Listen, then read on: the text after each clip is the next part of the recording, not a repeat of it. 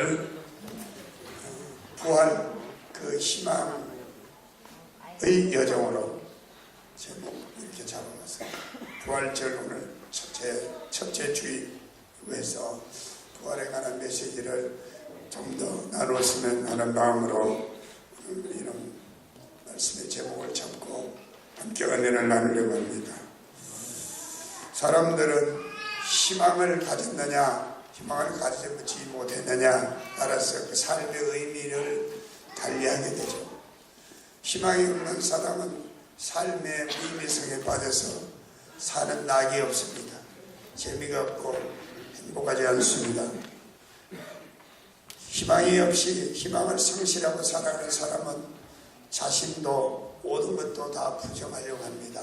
심지어는 하나님의 존재까지도 부정하려고 하죠. 그러나 희망을 가지게 되면 다릅니다. 유대인 소녀였던 안네 프랑크라고 하는 소녀가 나치의 유대인 학살을 피해서 네덜란드 한 자그마한 집의 다락방에 숨어 가족과 함께 지내면서 일기를 썼는데 그 일기 안에는 이런 내용이 있습니다. 숨어있던 은신처가 어떤 사람의 고발에서 발각이 되어서 게시타포가 문을 부수는 요란한 소리가 들려올 때 아버지 오토 프랑크는 우리에게 이렇게 말했다. 지난 2년 동안 우리는 공포 속에서 살아왔지만 지금부터는 희망을 품고 살게 되는 거야. 지금 숨어 있었는데 발각이 돼서 붙들려가 수용소에 끌려가게 됐는데 그 아버지 프랑크는 그의 가족에게 두려움에 떠난 그의 가족에게 이제 더 이상 우리가 숨어 지내는 공포 속에 살지 않아도 된다. 이제 우리는 새로운 희망으로 살면 된다. 그런 이야기를 했다는 겁니다. 단테의 신곡 아시겠죠? 유명한 단테의 신곡의 내용에는 이런 이야기가 나옵니다. 지옥의 입구에는 이런 큰 글자가 새겨져 있을 것이다. 일체의 희망을 버려라. 단테는 이 신곡을 통해서 지옥은 어떤 곳이냐? 지옥은 희망을 갖지 못하는 곳이다. 희망을 갖지 못하는 사람들이 있는 곳이 바로 지옥임을 그리려고 했던 것 같습니다. 오늘 이 땅에서도 희망이 없이 살아가는 사람은 사실 이 현실도 지옥과 같은 삶을 살아간다 할 수가 있을 것입니다. 가장 재미없고 맥없는 인생, 희망이 없는 인생입니다. 오늘 우리가 아무리 힘들고 어려워도 희망이 있고 기다릴 내일이 있다고 하면 우리는 행복한 사람인 것을 믿으시기 바랍니다. 오늘 본문의 말씀은 엠마오상에서 부활하신 예수님을 만난 두 제자의 이야기입니다. 오늘 저는 이 제자들의 이야기는 한마디로 절망에서 시작해서 희망으로 나아가는 부활, 그 희망의 여정임을 보여주고 있습니다. 그리스도인의 삶은 바로 부활을 향하여 가는 희망의 여정의 길을 가는 사람들이 바로 그리스도인이라고 하는 말씀입니다. 오늘 첫째 본문의 말씀 보면요, 이 두 제자는 부활하신 예수님과 함께 지금 동행하고 있으면서도 부활하신 예수님을 알아보지를 못합니다. 왜 알아보지 못했을까요? 마가복음 16장 12절에는 이렇게 기록하고 있습니다. 다른 모양으로 예수님이 나타나셨다. 그렇게 얘기합니다. 부활하신 예수님이 분명히 변화되셨어요. 예수님은 우리와 똑같은 몸을 입고 계셨지만 썩지 않고 시하지 않은 부활의 몸을 입고 계셨어요. 그러나 예수님은 예수님일 뿐입니다. 예수님은 원래 하나님이시지만 인간의 육신의 몸을 입고 이 땅에 오셔서 완전한 하나님이신 도시에 완전한 인간을 이 땅에 오신 바로 우리 주님이신데, 예수님이 십자가 달려 죽으셨다가 부활하셨더라도 예수님은 예수님이신 거예요. 그런데 여러분, 저는 이런 체험이 있어요.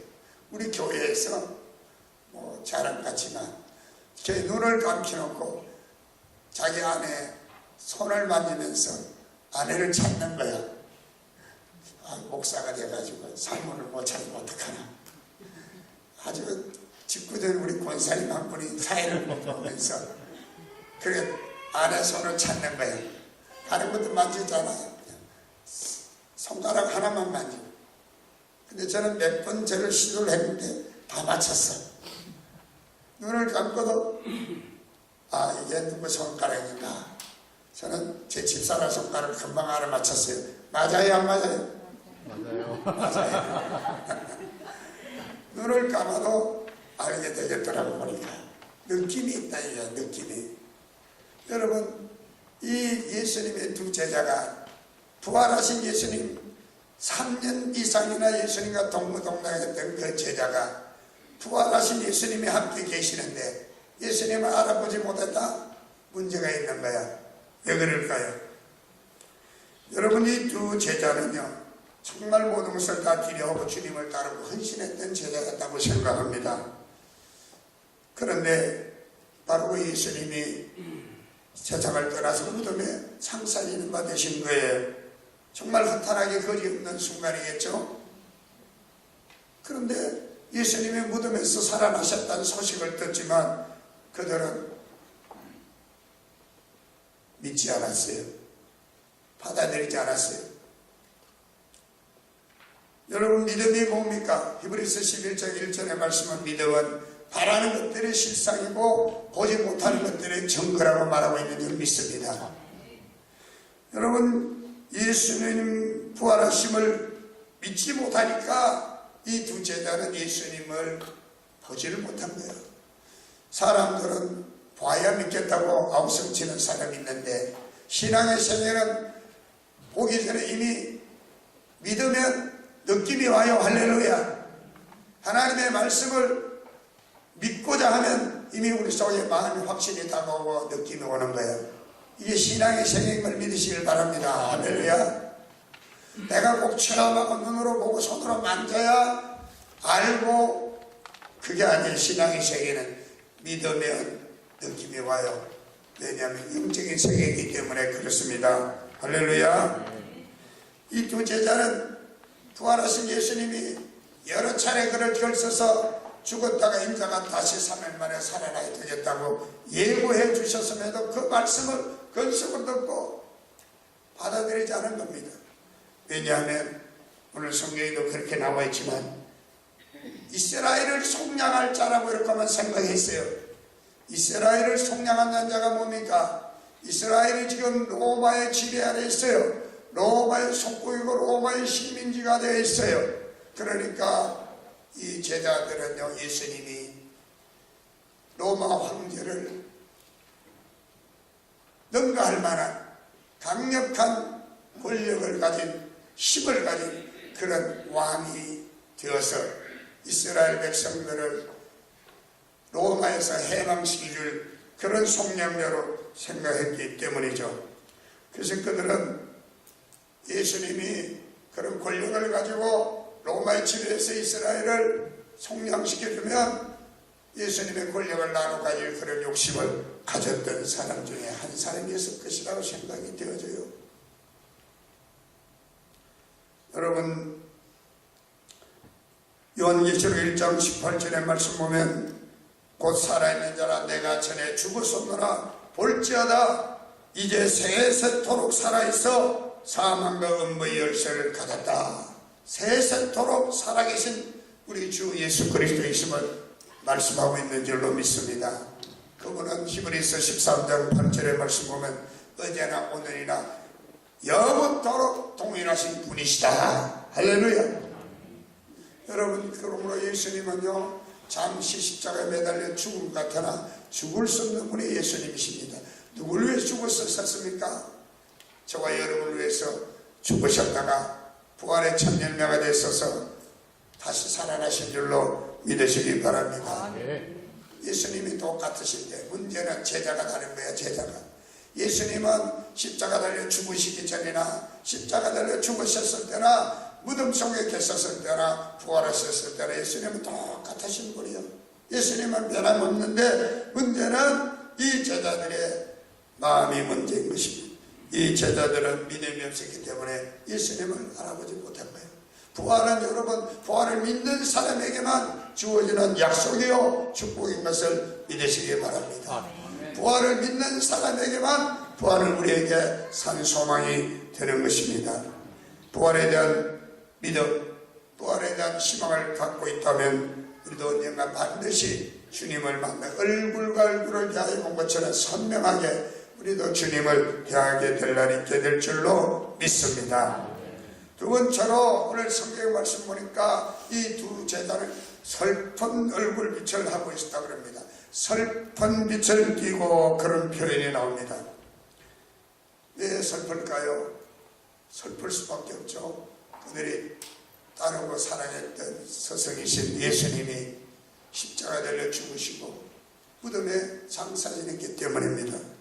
사랑하는 사람과 이별은 슬픈 것입니다. 그래서 통곡하고 애곡하게 되는 것입니다. 여러분 창세기 50장의 말씀 보면 야곱이 죽었을 때나 요셉이 죽었을 때 여러분 70일까지 곡을 했다고 그랬습니다. 얼마나 슬퍼서 그렇게 곡을 했겠습니까? 사랑하는 이와 헤어진다는 것은 슬픈 일인 겁니다. 그것도 다시는 못 볼 거라고 생각하면 그 슬픔은 뭘로도 억누를 수 없을 정도로 클 것이라고 생각이 됩니다. 그렇기 때문에 오늘 이 두 제자는 자기들의 사랑하는 제자였던 스승 예수님이 십자가에 달려 죽으셨기 때문에 그런 그들의 예수님의 죽음만을 생각하고 있었기 때문에 그들의 마음에 절망감이 가득 차 있었고 절망이 저들의 마음을 지배하고 있었기 때문에 그들의 얼굴은 슬픈 표정을 지을 수밖에 없었을 것이다. 그렇게 생각이 되었습니다. 희망을 잃고 절망 가운데 있는 사람들의 얼굴 표정들은 한결까지 수심이 차고 슬픈 표정을 가지고 있습니다. 여러분 옆에 계신 사람 얼굴 한번 살펴보세요. 장로님, 원사님, 집사님, 성도님 얼굴 표정이 밝으면 희망이 가득하신 분이고 얼굴 표정이 수심이 가득 차고 슬픈 표정이면 희망보다는 뭐가 많아? 절망이 많은 분이. 여러분들은 얼굴이 밝아지시기를 바랍니다. 희망의 사람의 얼굴이 밝습니다. 제가 보니까 다 밝으네. 슬픈 빛을 띠고 있는 분은 한 분도 없네. 할렐루야. 우리가 슬퍼할 이유가 어디 있겠습니까? 우리 예수님이 부활하셨는데. 할렐루야. 그런데 오늘 이 두 제자는 슬픈 빛을 띠고 있었다는 말씀이에요. 여러분 희망을 가진 사람은 밝고 어떠한 환경 가운데서도 밝은 웃음을 잃지 않는 사람이라고 생각합니다. 안네 프랑크 읽기를 여러분에게 말씀드렸습니다마는 유대인 소녀 안네 프랑크가 2차 대전 당시에 나치 독일군을 피해 가족과 함께 아버지의 인도함을 받고 다락방에 숨어 사는 동안에 아버지가 선물로 준 일기장에 매일매일 일기를 기록한 것을 후에 발견하게 되고 보리스 사갈이라는 사람이 그래서 영화로 제작해서 1980년 미국에 처음 개봉된 영화 안네 프랑크의 일기입니다. 항상 두려움에 쫓기면서 살아가는 인간들의 추한 모습과 그런 가운데서 인간다운 긍지, 인간으로서의 긍지를 잃지 않으려고 하는 극한 상황의 인간 정신을 그리고 있는 그런 내용의 영화이죠. 안네 프랑크는 1929년 독일에서 태어났습니다. 1933년 독일에서 히틀러의 나치가 유대인을 탄압하고 박해하게 되자 안네 가족은 네덜란드 한 은신처에 다락방에 숨어 있게 되는데 2년 동안 불안과 공포의 삶을 보내게 되었다고 합니다. 안네는 아버지가 선물로 준 일기장에 매일매일 일기를 기록하며 희망을 잃지 않고 생활을 합니다. 그러다가 1944년 8월 4일 어떤 사람의 식구로 발각되어서 유대인 강제 수용소에 수감이 됩니다. 결국 안네는 1945년 3월 베르겐 벨젤 수용소에서 굶주림과 질병으로 만 15세 어린 나이로 사망을 합니다. 그런데 어린 안네가 이 일기장에서 보여준 희망과 굳은 의지 그리고 신앙은 죽음이 삼키지 못했으며 지금도 일기와 영화를 대하는 수많은 사람들의 마음을 감동시켜주고 있습니다. 이 안네의 일기장에 기록된 몇 날의 일기 내용을 소개해드리면 1942년 11월 7일 토요일에 기록한 안네 일기장의 내용 엄마와 나는 모든 점에서 정반대입니다. 그러니 충돌하는 것은 당연하지요. 이 땅은 하나님께서 나를 시험하신다고 생각하고 있습니다. 현재도 그렇고 앞으로도 그럴 것입니다. 나는 본받을 만한 사람이나 충고받는 일 없이 혼자 힘으로 훌륭한 사람이 되어야 합니다. 그렇게 되면 나는 좀 더 강해져야겠지요. 2년 동안 숨어 있으면서 기록한 일기장에 두려움이나 공포를 발견할 수가 없었습니다. 1943년 12월 29일 수요일, 하나님은 내가 받을 자격이 없는데도 많은 것을 주고 계신데 나는 여전히 날마다 많은 잘못을 저지르고 있습니다. 우리 동포들이 이 일을 생각하면 눈물이 납니다. 지금 내가 할 수 있는 일은 하나님께서 기적을 일으켜 불행한 사람들을 구원해 주시도록 기도할 뿐입니다. 이런 내용의 글이 적혀 있었고, 1944년 7월 6일 목요일, 1945년 8월에 붙들려 이제 수용소에 끌려가 결국 거기서 굶주림과 병으로 아내가 15살에 사망하게 되는데, 그 직전에 그가 쓴 일기 내용에 보면 페테 안네돌의 남자인데 아마 친구였던 것 같습니다. 신앙심이 없고 예수님을 경멸하며 하나님 이름을 빌려 욕을 합니다. 나도 진실한 신앙인은 아니지만 신앙심이 없고 신을 경멸하는 마음이 척박한 그를 볼 때마다 슬퍼진답니다. 누구나 하나님을 믿는 천성이 주어진 것이 아니니까 신앙을 가진 사람은 기뻐해야 할 것입니다. 이런 내용이 기록이 되어 있어요.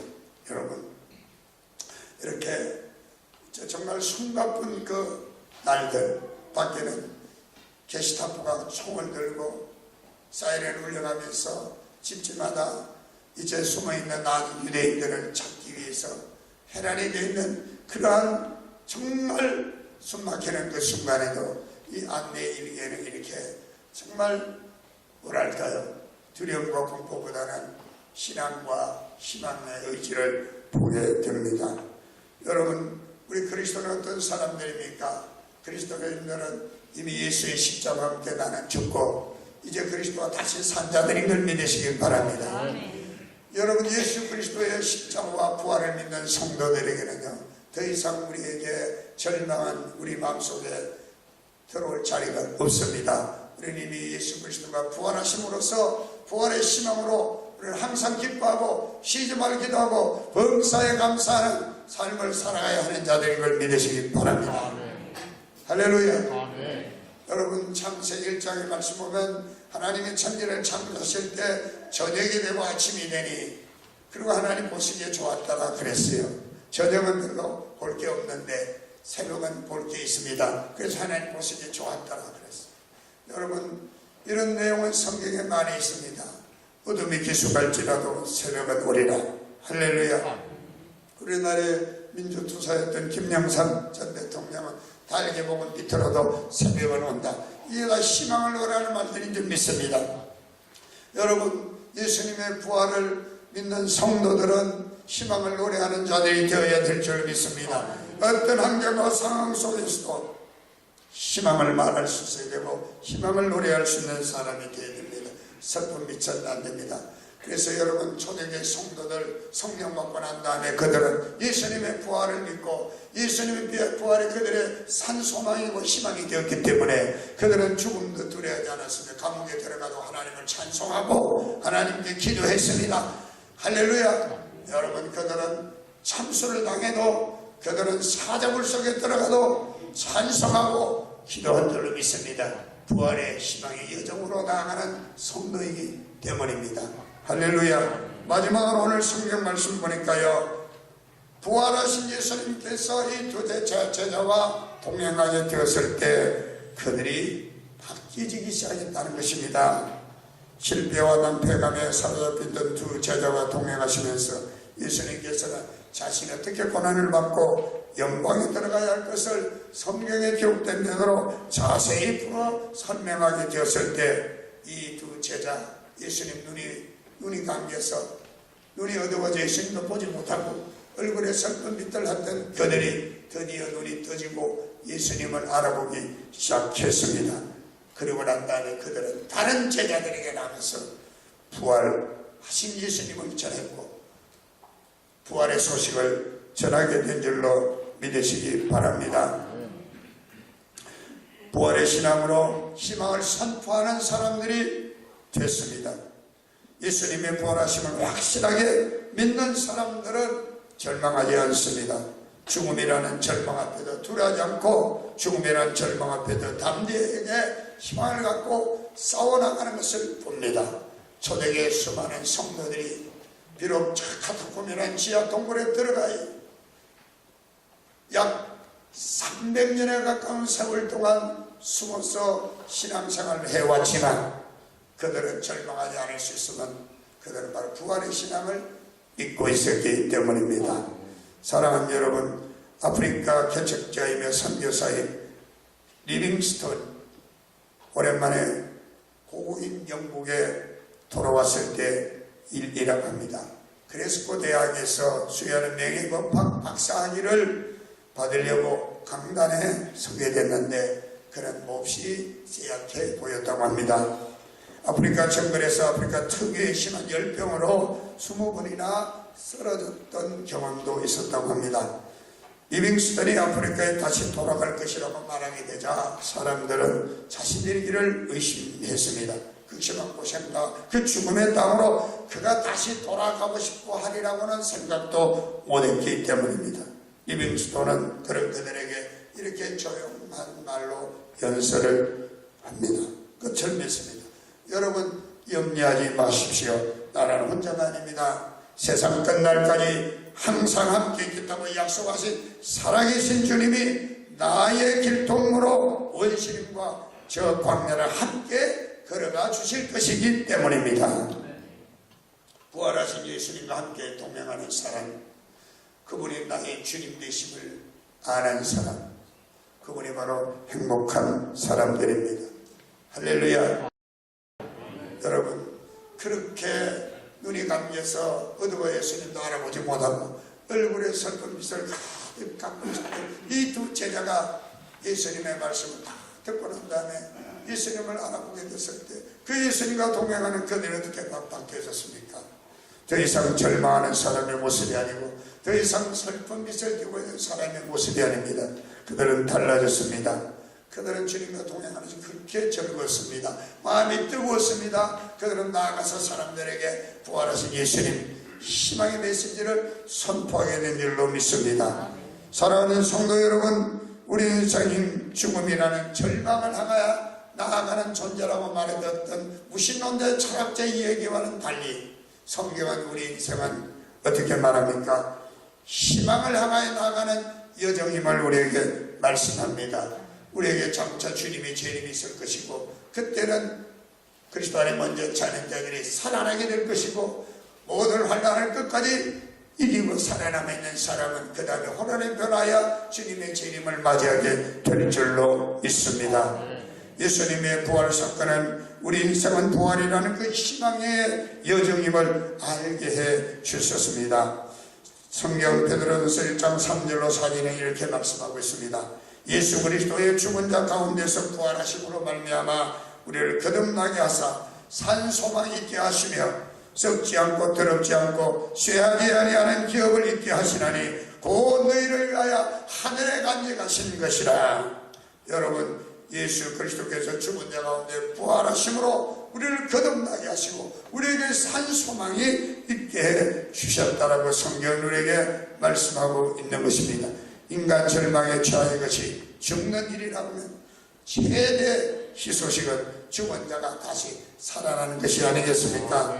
우리 예수님의 부활을 우리에게 다시 살아날 수 있다고 하는 이 희망의 메시지를 선포하고 있으니 죽은 자의 모습, 죽은 자의 소식들은 그 슬픈 낯을 버리고 우리는 이제부터 어떤 환경과 상황 가운데서도 부활의 산소망을 가지고 항상 기뻐하며 쉬지 말고 기도하며 범사에 감사하며 늘 찬송하면서 승리하는 저와 여러분 되어주시기를 주님 이름으로 간절히 축원을 드립니다.